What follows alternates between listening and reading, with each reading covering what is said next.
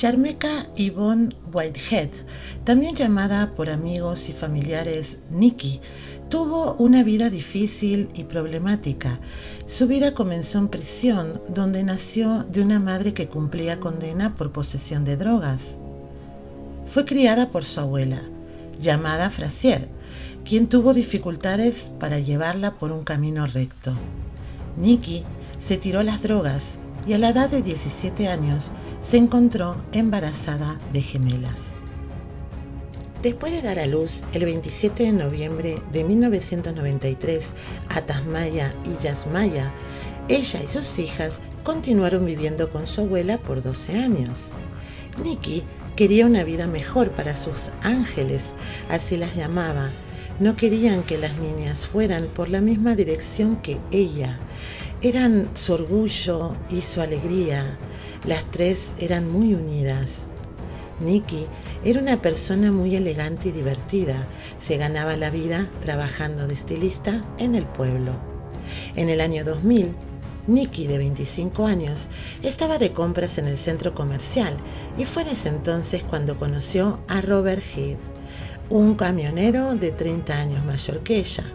Fue amor a primera vista. Comenzaron una relación con Robert Heath y tuvo muy buena aceptación por parte de las niñas. Poco después, ella y sus hijas se mudaron con él a la casa de Robert en Conyers, en Georgia, a 30 kilómetros de Atlanta, un barrio muy tranquilo y seguro. Ahí podía dar a sus pequeñas hijas una vida mejor que la suya. Ella quería mejorar cada vez más. Mientras trabajaba de estilista, estudiaba en la Universidad de Bauder, diseño de moda. A las gemelas las inscribió en clases de baile y música. Eran muy buenas niñas, muy estudiosas. Sus profesores las describían angelicales y dulces. Aunque su vida había cambiado, ella siguió consumiendo drogas por un tiempo. Fue en ese entonces cuando perdió la custodia de las niñas, quienes volvieron a vivir con su bisabuela Frazier. Tras rehabilitarse en el año 2007, Nikki pidió que se le devolviera la custodia total. Frazier, su abuela, le dio la oportunidad de ser madre de tiempo completo para sus hijas. Cuando llegaron a la adolescencia comenzaron a cambiar, pero seguían siendo unas niñas brillantes y activas. Nikki no siempre fue una presencia constante en sus vidas.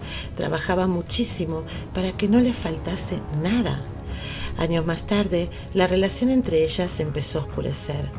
Nikki se volvió más severa y las chicas entraban a disgusto con la disciplina que su madre les proporcionaba a diario. Estaban fuera de control. Las chicas eran muy rebeldes, testarudas y tercas. Siempre estaban en desacuerdo con lo que decía o hacía su madre. Un día, Nikki rompió el teléfono de su hija Jazz porque no permitía la relación que tenía su hija de 14 con un chico de 17 años, diciéndole que no tenía permiso para eso y que no podía hablar con él. Esa misma noche, Jazz se escapa de casa en medio de la noche para verse con su novio. Llamó al 911 desesperada para reportar su desaparición. Conyers 911, where's your emergency? I just woke up and my daughter is gone at the house. How old is your daughter? Oh, Lord, 13. La desesperación de Nikki iba en aumento al no ver a su hija que regresaba a casa. Nikki estaba perdiendo el control. Era evidente que las gemelas no se llevaban bien con su madre. Les molestaban muchísimo sus intentos de mantenerlas por un buen camino y las enojaba sus reglas porque eran demasiado estrictas. En verano del 2008, una gran discusión se convirtió en una pelea física. En ese momento se la vio temerosa y terminó llamando a la policía. Un juez de la corte de menores envió a las chicas con su bisabuela Frazier. Lo que Nikki quería realmente era una demanda sancionada por la corte de que sus hijas obedezcan las reglas, pero eso fue rechazado. Las normas en casa de su bisabuela eran flojas, casi nulas. Las jóvenes empezaron una vida de problemas. Nikki las quería de vuelta en casa e iba a luchar para regresarlas con ella. En enero del 2010, un tribunal ordenó que las gemelas vivieran con su madre durante un periodo de prueba de 2 semanas. A pesar de las protestas y desacuerdos de las gemelas, estas regresaron a la casa de su madre el día 5 de enero de ese mismo año. Los oficiales notaron algo extraño en el comportamiento de las 3. Porque ese mismo día, Yasmaya, en la sala de tribunales, le dijo a su madre que si tenía que volver a vivir juntas, la mataría. Fue allí donde los oficiales tomaron la decisión de permanecer cerca del domicilio. Tenían la sensación de que algo no estaba bien. Esa misma tarde parecía haberse calmado todo. Esa calma no duró nada. Cuando de repente empezaron a discutir, saltando las jóvenes encima de su madre, golpeándola. Nikki logra salir de la casa y llama al 911. Los oficiales tardaron 2 minutos en llegar, ya que estaban por el vecindario. Se encontraron con una escena bastante inusual. Nikki estaba histérica y muy asustada. Eran evidentes las marcas en el cuerpo de Nikki. Tenía el cuello, el pecho y brazos rasguñados. Las chicas, sin embargo, estaban tranquilas y se dispusieron a contarles a los oficiales una historia totalmente diferente, diciendo que una vez llegadas a la casa, su madre se volvió abusiva, comenzando a golpearlas. Se sabía que las gemelas estaban resentidas con su madre, pero pensaban que era por la rebeldía de la edad, la adolescencia.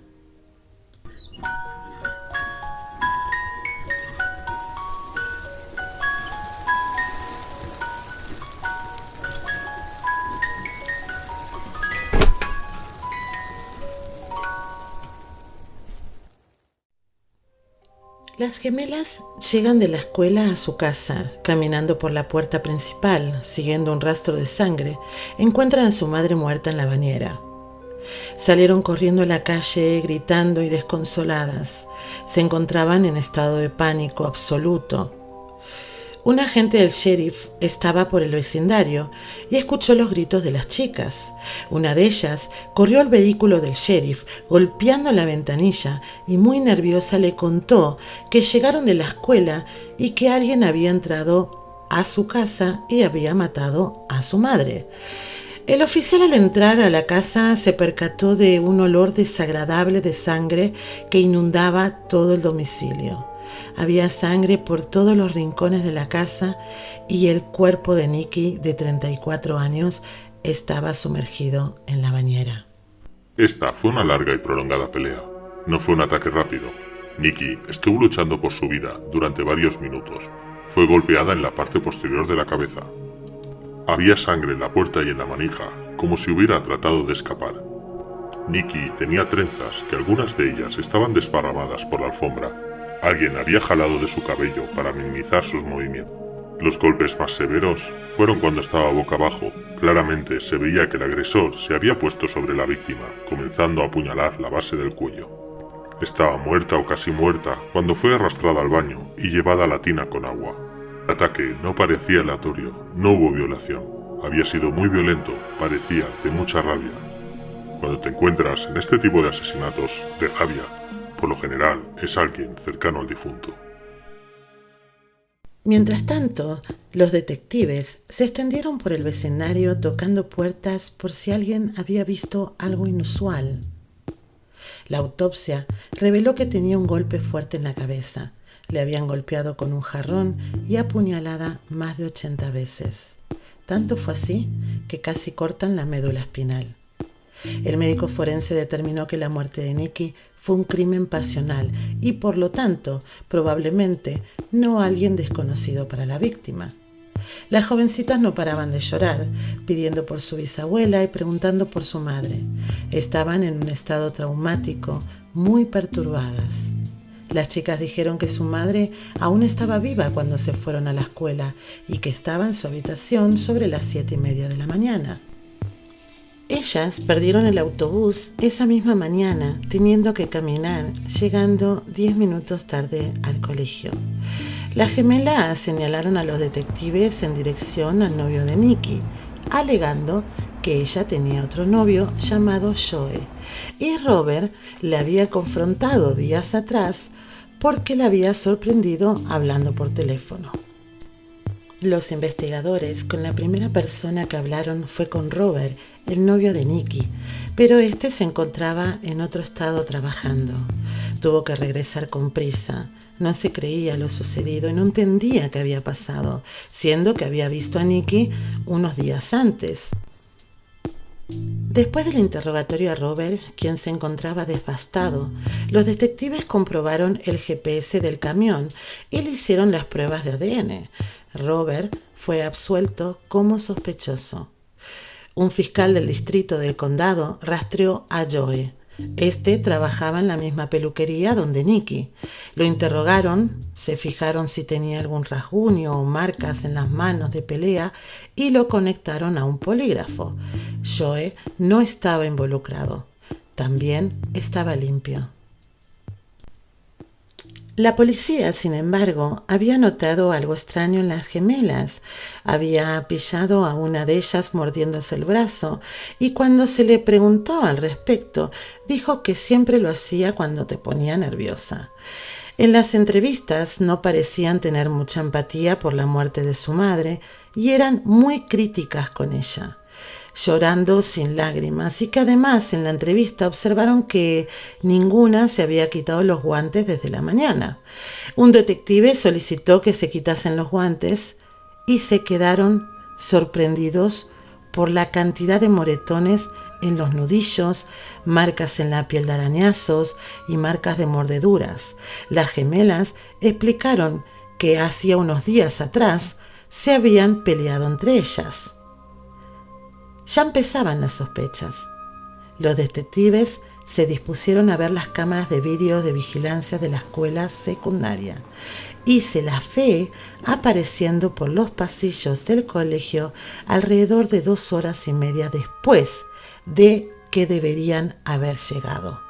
Las pillaron mintiendo sobre el día del asesinato. Las gemelas le dijeron que habían llegado 10 minutos tarde a la escuela, cuando en realidad no estaban allí hasta mucho más tarde en la mañana. En un momento, cuando se abrazaban y parecían estar molestas, un policía les preguntó si había algo que necesitaban, si querían hacer algo para facilitar esa tensión. Voltearon y dijeron: ¿podemos ver CSI? El detective se sorprendió, se le erizó todo el cuerpo. Ante tal respuesta, tuvo la sensación de que algo estaba muy mal.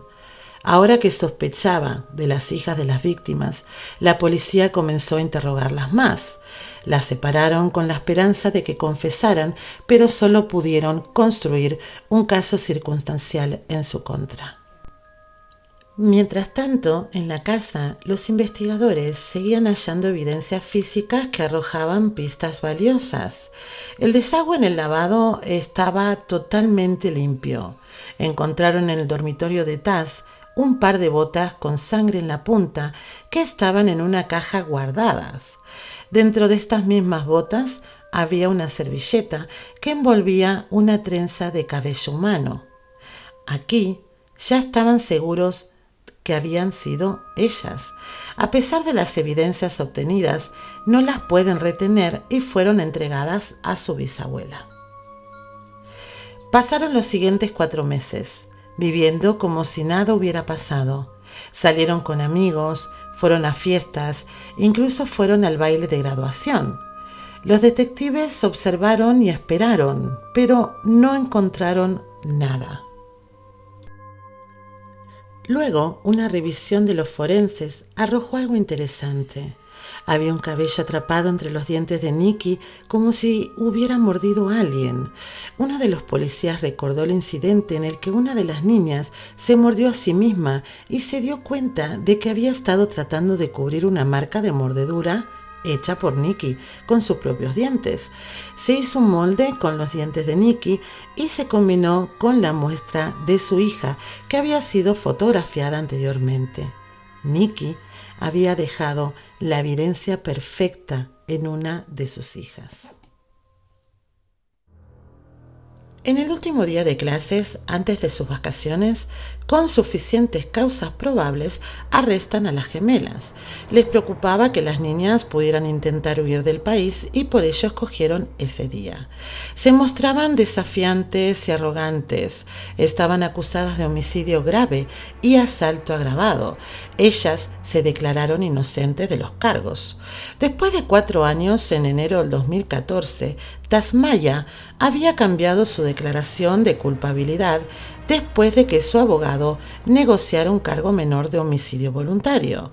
Al mes siguiente, Tasmaya se declaró culpable del mismo cargo.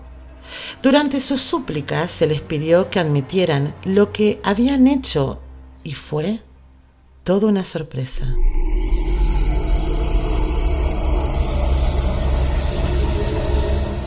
Afirmaron que habían estado despiertas hasta las 2 o 3 de la mañana y que no querían levantarse de la cama cuando fue en ese entonces su madre a despertarlas a los gritos. Estaban ellas enojadísimas y decidieron seguir adelante con el plan que habían estado haciendo durante algún tiempo para matarla en ese mismo momento. Luego estuvieron limpiando por 2 horas la escena del crimen y fueron a la escuela para poder decir que tenían una coartada. Los detectives incluso encontraron un diario que se catalogaban algunos de los planes en los que habían estado trabajando durante un tiempo.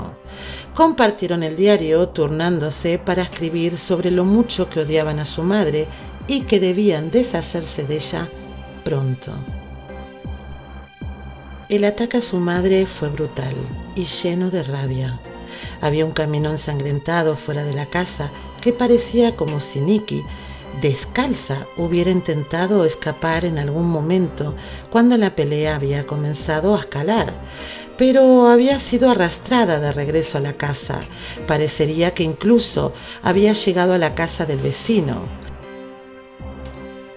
Un vecino le había dicho a la policía que recordaba a alguien gritando afuera esa mañana y que había sonado el timbre, pero él estaba en la cama en ese momento y lo ignoró.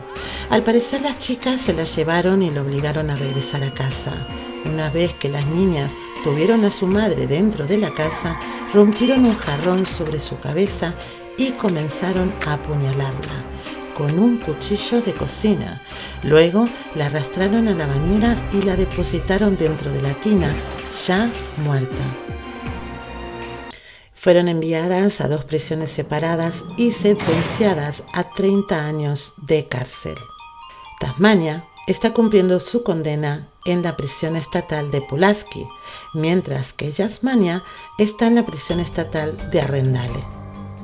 Después de que fueran sentenciadas, habló el psiquiatra que las trató en prisión, afirmando que no sienten remordimiento ninguno, que ambas están muy bien.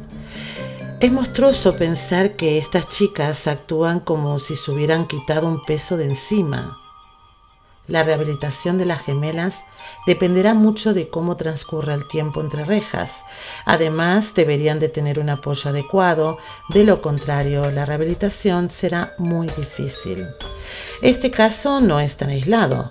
Según el psiquiatra, dice que en casos de parricidios, solo un 2% son chicos que matan a sus padres o madres. y el 15% son niñas. Donde las hijas matan a sus madres, se ve desgraciadamente con bastante frecuencia, donde casi siempre son apuñaladas entre 60, 70 y 80 veces. Si te ha gustado este caso o quieres que trate otro caso, déjemelo saber en los comentarios o también escríbeme a pesquisascriminales@gmail.com. Si les gusta y les gustaría apoyarnos para llegar a más personas, compartan y de esta manera podemos llegar a ser una comunidad más grande y bonita. No te olvides de darle like a nuestro canal y suscríbete. Darle también a la campanita para que te notifique cuando haya un estreno. Muchísimas gracias a todos por confiar en nosotros y gracias por el apoyo.